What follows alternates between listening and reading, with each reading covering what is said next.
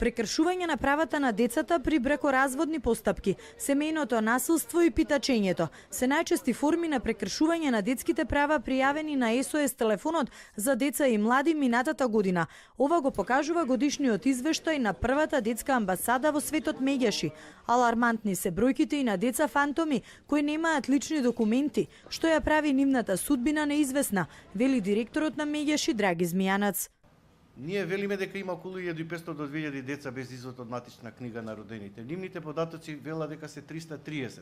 Секогаш идеме со една сива бројка на неевидентирани деца, тоа е 1:5 или 1:10. Тоа може да биде киднапирано, грабнато, силувано, проституирано, неговите органи да бидат продадени на пазарот и едноставно да исчезне од Република Македонија, никој да не го евидентира.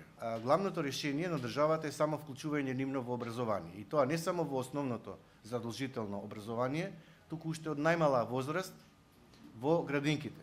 Во годишниот извештај е нотирано дека според јавувањата постои сомнеж за сексуална злоупотреба на деца од страна на малолетни лица.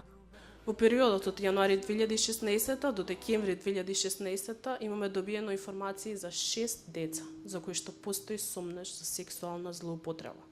Тука станува збор за лица од машки, за деца од машки и од женски род.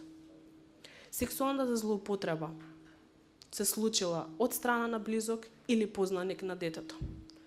Но оваа година загрижувачки е податокот што според податоците на детската амбасада Меѓаши постои и сомнеж за сексуална злоупотреба од страна на малолетни лица.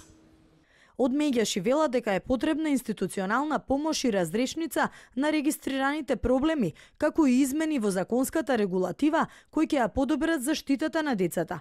СОС телефонот за деца и млади функционира 23 години и досега на него се регистрирани вкупно 20.537 повици.